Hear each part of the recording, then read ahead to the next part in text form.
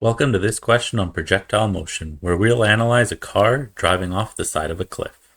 A car with a velocity of 20 meters per second drives directly horizontally off of a cliff of height 5 meters.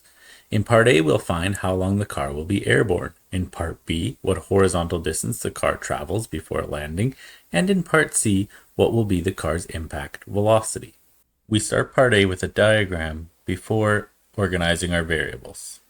The car has an initial horizontal velocity equal to 20 meters per second. The cliff has a height or a displacement of 5 meters, but because it's downwards, it's actually a displacement of negative 5 meters. The negative displacement is because our car here, where it initially starts, is considered a displacement of 0. So if it were to go up, it would be a positive displacement, but it's going down, so it's a negative displacement. In part A, we're asked how long the car will be airborne. So one of the things we're looking for is the time. In part B, we're asked how far the car will travel horizontally before impacting the ground. So we'll call this dx, and it's also something we're going to be looking for.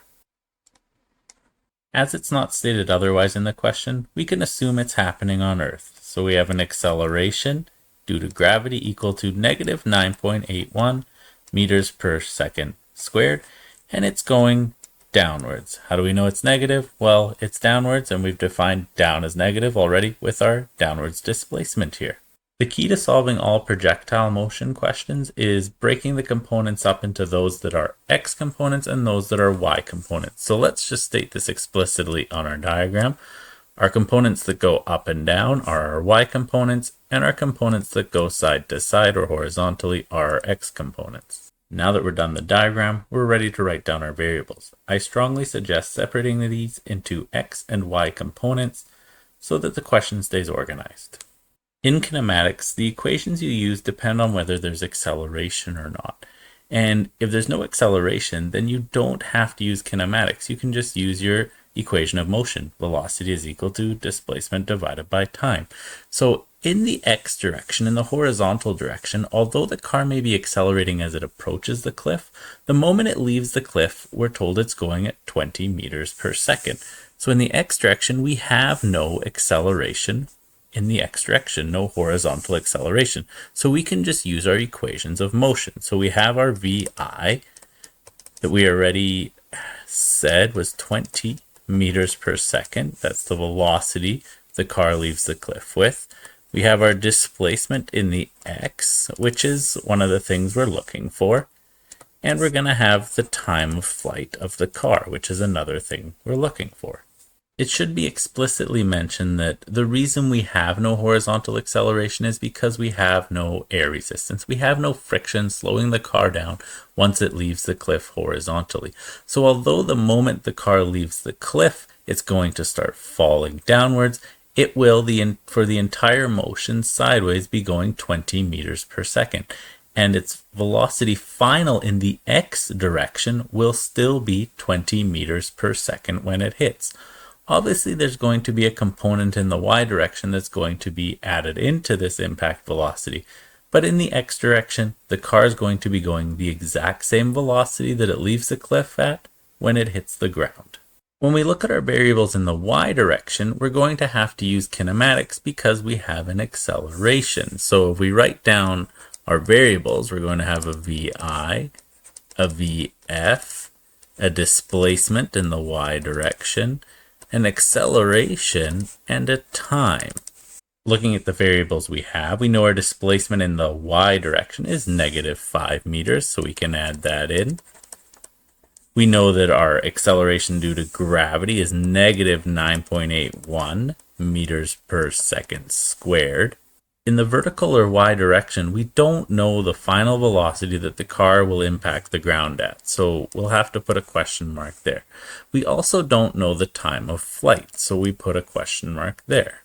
The key to solving projectile motion questions like this is recognizing that the velocity initial in the y direction, so the downwards velocity of the car, the moment the car drives off the cliff, is actually 0 meters per second. Because the second the car drives off the cliff, it hasn't started falling yet. And remember, this velocity is just in the y direction, so just in the down direction. The moment the car drives off the cliff, it has an initial y, or vertical velocity, of 0 meters per second. Now that we've listed all our variables, we're ready to start solving. Time shows up on both our x and our y side, so we can actually find it on either side. It's not possible on our x side. We're missing too much information, so we start with our y side. We have 3 variables we know and 1 unknown, so we can pick a kinematic equation. In part A, we're looking for the time, so we're looking for an equation that has t, a, d, and vi. We don't have, and we're not currently looking for vf. So we can cross out all the kinematic equations that have vf in them. We're left with this kinematic equation here, so we can write that at the top. The displacement is equal to the velocity initial multiplied by the time plus 1/2 multiplied by the acceleration multiplied by the time squared. Next, we add our numbers. So our velocity initial is equal to 0 in the y direction. So this term goes to 0 because 0 times time is still 0. Our displacement is -5 meters. So -5.0 meters is equal to, this term is 0, so we have 1/2 multiplied by our acceleration, which is -9.81 meters per second squared, multiplied by our t squared. 1/2 multiplied by -9.81 is equal to -4.905 meters per second squared. And this is still multiplied by our t squared term and equal to our -5 meters. Our t squared term is being multiplied by the -4.905, so we have to apply the opposite to get t squared all alone. So we divide both sides by 4.905.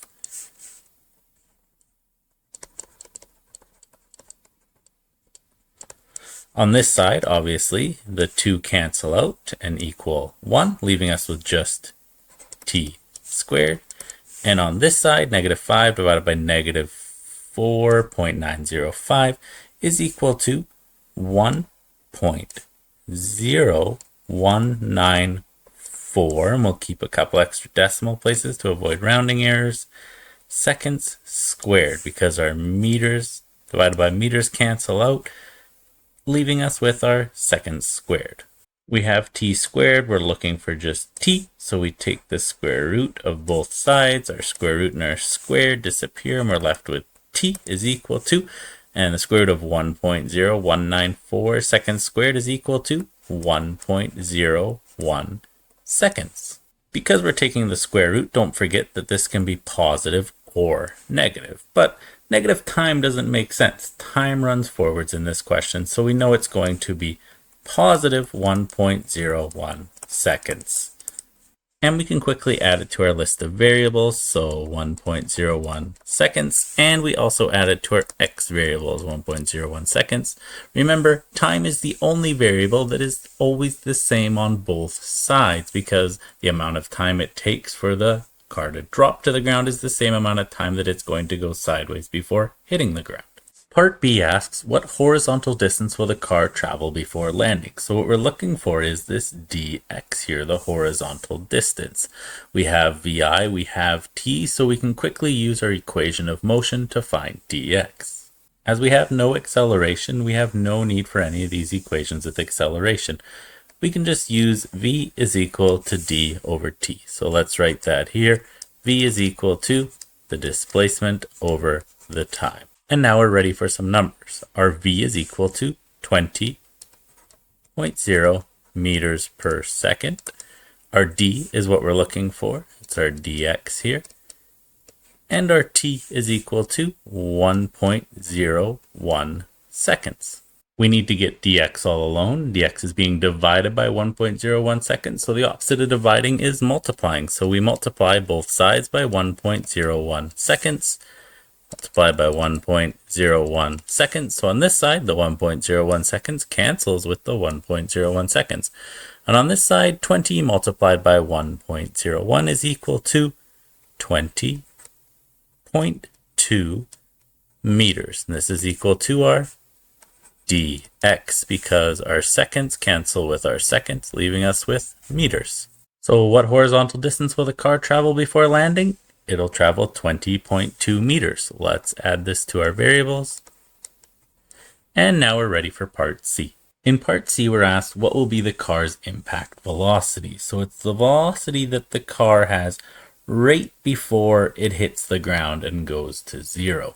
If we blow this up a little bit down here, we have our impact vector, but it's at an angle, so we need to break this into x and y components. So here we have our y component downwards, and here we have our x component sideways. Our impact vector here, what we're looking for is our resultant velocity, so we'll call that vr. Our horizontal velocity here is our velocity in the x direction. Let's just call this Vx now so there's no confusion. So Vx is equal to 20 meters per second. So we can add that here, 20 meters per second. Our velocity in the y direction, or the vertical velocity, is this Vf here. It's the impact velocity in the vertical direction. So let's just call this Vy so there's no confusion, and we'll add that to our diagram. This Vy is what we're going to be looking for so that we can calculate our Vr, our resultant velocity. Because we have all of the variables except the Vy, we can start by picking our kinematic equation right away. Remember, this is our Vf we're actually calculating here. So we have all the variables except for Vf, so we could technically pick any equation that had Vf in it. So obviously we can't pick this one, but let's avoid using time since it's a calculated value. So let's find an equation that doesn't have time in it, but has Vi, d, and a, and our Vf in it. So this equation has time in it. This equation has time in it. So that leaves us with this equation here that doesn't use our calculated value of time. We write this at the top. Vf squared is equal to Vi squared plus 2 multiplied by the acceleration multiplied by the displacement. And we can add in some numbers. Our Vi here is 0, so Vi squared is still 0. Vf is what we're looking for, so we have Vf squared is equal to our term over here, which is 2 multiplied by negative 9.81 meters per second squared, the acceleration of gravity, multiplied by our displacement in the y direction, which is equal to negative 5.00 meters. Multiplying 2 by negative 9.81 by negative 5.00 gives us 98.1, and the meters times the meters makes meters squared over seconds squared, and this is equal to our velocity final squared. As we're looking for just the velocity final, we take the square root of both sides. So the square root and the squared here disappear. So we end up with Vf is equal to, and the square root of 98.1 is equal to positive or negative 9.90 meters per second. We know that the velocity in the vertical direction is going downwards because the car goes downwards after it leaves the cliff. So we know downwards is negative because we've defined downwards as negative in our displacement and our gravity here. So our final velocity in the y direction is negative 9.90 meters per second. And we can add that to our variables here. And we can add our Vi of 9.90 meters per second to our diagram here. So Vy, or the velocity in the vertical direction, is downwards at 9.90 meters per second. We don't need to add the negative sign because our vector here already points downwards, just like our vector here points in the positive 20 direction. We're now ready to solve for our VRs. This is a right angle triangle, so we can use the Pythagorean theorem to solve for VR.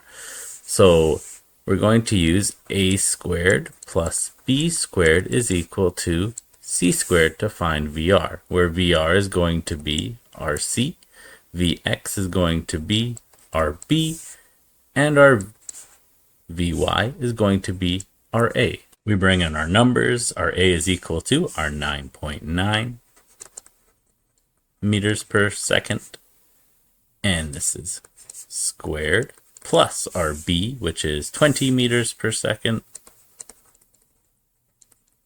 and this is also squared, and it's equal to our C, which is equal to our VR term, and it's also squared. 9.9 squared is equal to 98.01 meters squared per second squared, plus 20 squared is equal to 400 meters squared per second squared, and it's equal to our VR squared.